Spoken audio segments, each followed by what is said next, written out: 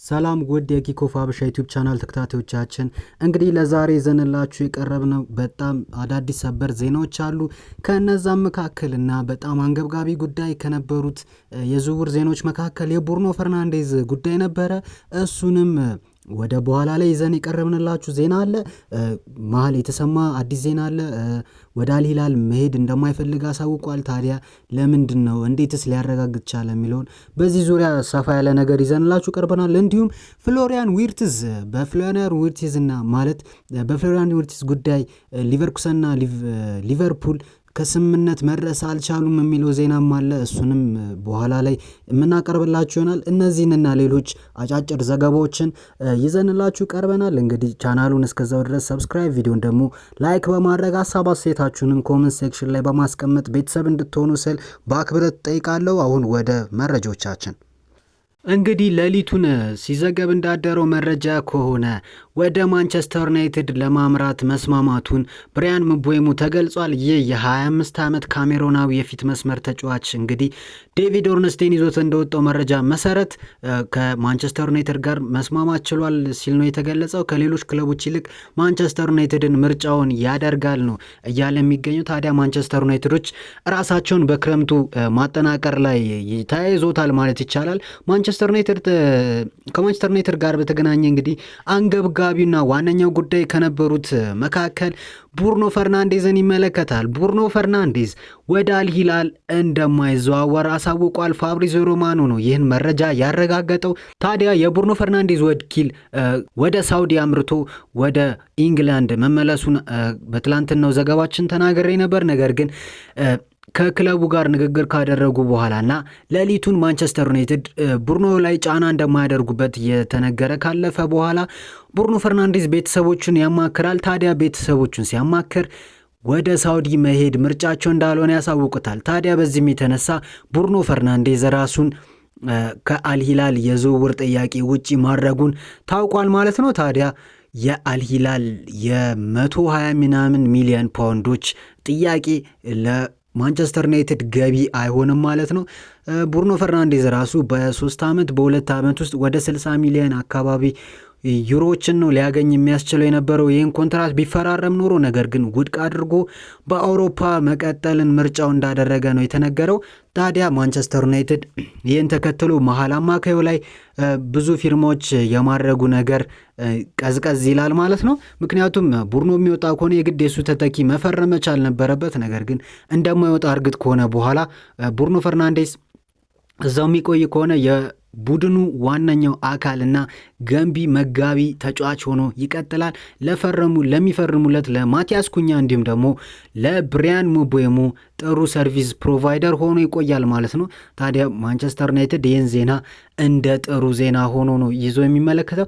እዛ ማንቸስተር ዩናይትድ ስር ስንቆይ ኢንተር ሚላን የማንቸስተር ዩናይትዱን የፊት መስመር ተጫዋች ራስመስ ሆይሉንድን ለማስፈረም ጥያቄ ማቅረብ ሳይሆን ከልጁ ጋር ንግግር መጀመራቸውን ነው እየተነገረ የሚገኘው። ጋዜጣ ዴሎ ስፖርት ይዞት እንደወጣው መረጃ ከሆነ ኢንተር ሚላን ከማንቸስተር ዩናይትድ የፊት መስመር ተጫዋቹ የ22 ዓመት ዴንማርካዊ ተጫዋች ጋር ንግግር መጀመራቸው ነው እየተነገረ የሚገኘው። የሻምፒየንስ ሊግ ፋይናሊስት የነበሩት ኢንተር ሚላኖች እንግዲህ ከዚህ ቀደም ጣሊያን ላይ ሲጫወት የነበረው በአትላንታ የምናውቀው ራስመስ ሆይሉንድ ጥሩ እንቅስቃሴ ያስመለክት ነበር። ነገር ግን ተስፋ ተደርጎበት ወደ ማንቸስተር ዩናይትድ ከመጣ በኋላ ይህንን አቋሙን ድጋሜ ሊያስመለክት አልተቻለም። ታዲያ ማንቸስተር ዩናይትድም ለሽያጭ ካቀረባቸው ተጫዋቾች መካከል ስም ዝርዝሩ መገኘቱን ተከትሎ ነው ኢንተር ሚላን ከልጁ ጋር ንግግር ማድረግ የጀመሩት። እንግዲህ ቀጣይ ነገሮች እንዴት ይቀጥላሉ የሚሉትን ነገር አብረን የምንመለከት ይሆናል።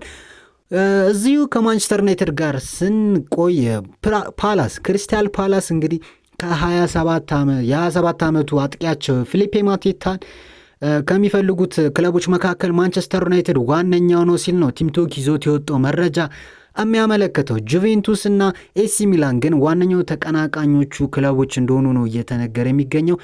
ማንቸስተር ዩናይትድ ምንም እንኳን አጥቂ ቢፈልግም ከነዚህ ሁለት የጣሊያን ክለቦች ግብግብ ውስጥ ጦርነት ውስጥ እንደሚገባ ነው እየተነገረ የሚገኘው። ቀጣይ ወዴት ሊያመራ ይችላል የሚለው ጥያቄ ነው መመለስ ያለበትና አብረን የምናየው ይሆናል።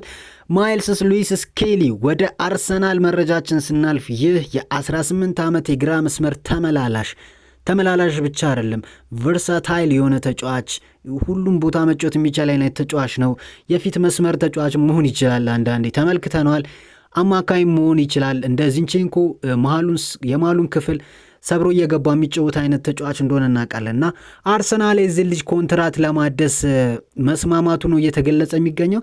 ቅርብ ጊዜ ያክል እንግዲህ አርሰናል የዚህ ልጅ ኮንትራት ለማደስ ትንሽ ሰነፍ ብሎ ነበር። ታዲያ በዚህም መሀል በዚች በተከፈተችው ቀዳዳ ሪያል ማድሪድ ሾልኮ ለመግባት ጥረት ያደረገበት ሙከራ ነበረ እንደምናስታውሰው። ነገር ግን አርሰናል የዚህ ልጅ ኮንትራት ለማደስ በቃ ስምምነት ላይ ለመድረስ ጫፍ ላይ ናቸው ሲል ነው ዴይሊ ሜል ይዞት የወጣው መረጃ የሚያመለክተው። ቅድም እንደነገርኳችሁ እንግዲህ የፍሎሪያን ዊርትዝ ዝውውር ዜና አለ። ታዲያ ሊቨርኩሰንና ሊቨርፑል ሊስማሙ አልቻሉም ነው እየተባለ የሚገኘው። 130 ሚሊዮን ዩሮ ለሊቨርኩሰን ማቅረብ ቢችልም ሊቨርፑል ውድቅ አድርጎታል ሊቨርኩሰን። ምክንያቱም 150 ሚሊዮን ዩሮ ማለትም 127 ሚሊዮን ፓውንድ ነው የምፈልገው ሲል ነው የገለጸው። ቢልድ ይዞት የወጣው መረጃ እንደሚዘግበው ከሆነ ይህ የ22 ዓመቱ የአማካኝ ስፍራ ተጫዋች እስከ 2030 የሚያቆየውን ኮንትራት ለመፈራረም ከሊቨርፑል ጋር ስምምነት መድረሱን ነው እየተነገረ የሚገኘው። ነገር ግን ክለቦቹ ከስምምነት ሊደርሱ አልቻሉም። ሊቨርፑል በቅርብ ቀናት እንግዲህ የሚከፍለውን ዋጋ ጨመር አድርጎ እንደሚያቀርብ ይጠበቃል። ታዲያ ሊቨርፑል ምን ያስመለክተናል የሚለው ከዊርትዝ ጋር ያለው ዝውውር ወዴት ያመራል የሚለው አንዱ አጓጊ ከሆኑ ዜናዎች መካከል ዋነኛው ነው። ቼልሲ እንግዲህ የእንግሊዛዊውን የኤቨርተን የመሃል ተከላካይን ጀረድ ብራንዝዌይትን ለማስፈረም ግብ ውስጥ ገብቷል ነው ሲል ቲምቶክ ይዞት የወጣው መረጃ የሚያመለክተው። ከነዚህም ከግብ መካከል ቶተናም ዋነኛው ነው። እነዚህ ሁለት የለንደን ክለቦች ይህንን የመሃል ተከላካይን ይፈልጉታል። ቼልሲዎች እንግዲህ የመከላከል ችግራቸውን በቶሲን ለመቅረፍ ሞክረዋል። ቶሲንም ትንሽ አላሳፈራቸውም፣ በቻለው መልኩ እያገዘ ነበር ክለቡን። ነገር ግን ከዚህም የባሰ ጀረድ ብራንዝዌይትን በብዙ ክለቦች በአንድ ወቅት በማንቸስተር ዩናይትድ፣ በአርሰናል፣ በማንቸስተር ሲቲ ብዙ ታላላቅ ክለቦች ተፈላጊ የነበረውን ይህን እንግሊዛዊ ወጣት ተከላካይን ለማስፈረም ጦርነት ውስጥ ገብቷል ነው ሲል ነው የተነገረ የሚገኘው። ሌላኛው የእንግሊዛዊው የጁድ ቤሊንጋም ወንድም ጆቢ ቤሊንጋም ወደ ዶርትመንድ ለማምራት ምርጫውን ማድረጉን ነው እየተመለከተ የምንገኘው። ይህ ታዳጊ ተጫዋች ታዲያ እንደ ታላቅ ወንድሙ ሁሉ ፈለጉን ተከትሎ ዶርትመንድ ለማምራት ምርጫው አድርጋል። ፍራንክፈርት እና ሌፕዚግን ጥሎ ነው እንግዲህ ወደ ዶርትመንድ ለማምራት ጥረት እያደረገ የሚገኘው። ሳንደርላንድ ግን ይህን ተጫዋች መሸጥ አይፈልጉም። 40 ሚሊዮን ዩሮ ይገመታል የዚህ ልጅ ዋጋ። የ19 ዓመት አማካኝ ነው። ታዲያ ሰንደርላንዶች መሸጥ ባይፈልጉም ልጁ ግን ወደ ዶርትመንድ ማምራት እንደሚፈልግ ነው ቢልድ ይዞት የወጣው መረጃ የሚያመለክተው። ሌላኛው መረጃዎቻችን ስንመለከት ቤንጃሚን ሼሽኮን እናገኛለን። ቤንጃሚን ሼሽኮ እንግዲህ ከአርሰናል ጋር ያው ንግግር ብቻ ሳይሆን አርሰናል የዚህ ልጅ ፈላጊ እንደሆነ እናውቃለን። ቤንጃሚን ሼሽኮ ታዲያ እንዴት ነው ለአርሰናል ጠቃሚ የሚሆነው የሚለውን ከተመለከትን መጀመሪያ ጊዜያት አክል ከአትሌቲኮ ማድሪድ የመጡት አንድሬ ቤርታ፣ የስፖርቲንግ ዳይሬክተር አንድሬ ቤርታ ከአርቴታ ጋር ሰጣ ገባ ውስጥ መግባታቸው ይታወሳል። ታዲያ አርቴታ ለምን ከዮኮሬሽ ይልቅ ቤንጃሚን ሼሽኮ እንዳስፈለገው ግልጽ በማድረግ አንድሬ ቤርታን ማሳመን ችሎ ነበር። ታዲያ በዚህ ወቅት ቤንጃሚን ሼሽኮ ለአርቴታ እንዴት ሊጠቅም ይችላል ከተባለ ልጁ እንግዲህ የአየር ላይ ኳሶቹ በጣም ክሊኒካል ናቸው ማለት ይቻላል። አርሰናል ደግሞ በዚህ ይህንን ሊመግብ በሚችል ሁኔታ የአየር ላይ ኳሶችን እንዴት የሚጠቀም አይነት ቲም እንደሆነ የምናውቀው ነገር ነው። የቆሙ ኳሶችን እንዴት እንደሚጠቀም የምናውቀው ነገር ነው እና ታዲያ እንደዚህ አይነት ተጫዋች ደግሞ ተጨመረ ማለት ጭራሽ ቡድኑ የሚያገባበትም ወይ ይጨምራል ማለት ነው። እንደገና ደግሞ 9 ቁጥር ጨራሽ ብቻ ቢሆን ኖሮ ዮኮሬሽ ምንም አይደለም ነበር የተባለው። ነገር ግን ሼሽኮ ወደኋላ እየተመለሰ እያገዘ ቡድኑን እንደ አርሰናል እንደ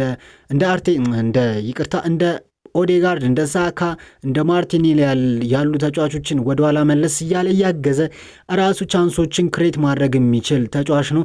በተለይ ደግሞ አንድ ልብ ብለን ከተመለከትነው በግራ መስመር የተነሳ የሚያጠቃት መንገድ አለች። ይህም እንግዲህ ማርቲኔሊ የቀጣይ ዓመት ቦታውን ጥያቄ ምልክት ውስጥ ሊቀት የሚችል አይነት ሁኔታ ነው የሚፈጠርበት። ምክንያቱም አርቴታ ተጫዋች አንድ የሆነ ቦታ ላይ ብቃት የሚኖረው ከሆነ ለመሞከር የማይፈራ አይነት አሰልጣኝ እንደሆነ እናውቃለን። ሜሪኖን ተመልክተናል። የ8 ቁጥር ተጫዋቹን እንዴት 9 ቁጥር አድርጎት ሲያጮተው እንደነበር ተመልክተናል። ታዲያ የቤንጃሚን ሼሽኮ ዝውውር አርሰናል ፈላጊ ሆኖ ብቅ ማለቱ ያው የሰነበተ ጉዳይ ነው። ታዲያ 100 ሚሊዮን ዩሮ ካነሰ ዋጋ ነው ሊያገኙት ይችላሉ እየተባለ የሚገኘው ወደ 95 ሚሊዮን ዩሮ ከፍ ብሏል። 80 ሚሊዮን ዩሮ ነበረ፣ ነገር ግን አሁን ከፍ እያለ ነው። አርሰናል በዘገየ ቁጥር ዋጋው እንደሚጨምርበት ማወቅ አለባቸውና ቶሎ ብለው ውሳኔ መወሰን መቻል አለባቸው። በቤንጃሚን ሼሽኮ ጉዳይ ይዘን የቀረብነው ዘገባ ይህንን ይመስላል።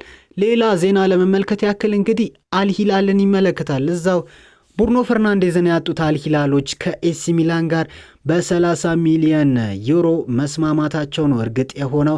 እንዲሁም 5 ሚሊዮን እየተጨመረ የሚከፈል ክፍያ ያላቸው። በማን ተጫዋች ነው ካላችሁም በሌፍት ባካቸው በቲዮ ሄርናንዴዝ ቦታ ነው እንግዲህ ሊስማሙ የቻሉት። ቲዮ ወደ አልሂላል ለመሄድ በቅርቡ ሊቀበል ይችላል ነው ፋብሪዚዮ ሮማኖ የወጣው መረጃ የሚያመለክተው። እና ልጁ ገና ስምምነት ላይ አልደረሰም፣ ነገር ግን በቅርቡ ከስምምነት ይደርሳል ሲል ነው እየተነገረ ያለው። ኦሎምፒክ ሊዮኖች የኖቲንጋም ፎረስቱን አማካይ ዳኒሎን ለማስፈረም የ25 ሚሊዮን ዩሮ ፕሮፖዛል አቅርበዋል ነው ሲል ፋብሪዚዮ ሮማኖ ይዞ የቀረበው መረጃ የሚያመለክተው።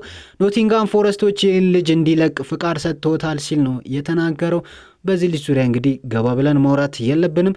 ባርሴሎና ኤስፓኞሉን ግብ ጠባቂ ዋን ጋርሲያን ስምምነት ለመጨረስ ጫፍ ላይ ነው ሲል ነው እየተነገረ የሚገኘው። ታዲያ የዚህ ልጅ ፊርሚያ ሌሎች በረኞች እንደ ቴርስቴገን እንደ ሼዝኒ ያሉ አይነት በረኞች ላይ ጫና ሊፈጥር የሚችል ፊርማ ነው እየተባለ ይገኛል። ታዲያ ይህ ልጅ ባርሴሎና ሄዶ ምን ያስመለክተናል የሚሉት ተጠባቂ ነገሮች ናቸው። ለዛሬው የኪኮፍ አበሻ መረጃችን ይህንን ይዘን መተናል። ቡርኖ ፈርናንዴዝ እንግዲህ ከዋነኛው ርዕሳችን እንግዲህ ቡርኖ ፈርናንዴዝ ነው። ቡርኖ ፈርናንዴዝ ላለመሄድ መወሰኑን ነገርኳችሁ። እንዲሁም ሌሎች የዝውውር ዜናዎችንም አጋርቻችኋለሁ። ያልሰማችሁት የዝውውር መረጃ እና ያገኛችሁት አዲስ ነገር ካለ ቪዲዮ ላይክ፣ እንዲሁም ደግሞ ቀረ ይህ ነገር ቢነገር ብላችሁ የምታስቡት ነገር ካለ ኮመንት ሴክሽን ላይ ሀሳብ አስተያየታችሁን በማስቀመጥ እንዲሁም ቻናሉን ሰብስክራይብ በማድረግ ቤተሰብ እንድትሆኑ ስል በአክብሮት አሳስባለሁ። በቀጣይ ቪዲዮዎች እስክንገናኝ ድረስ ሰላም።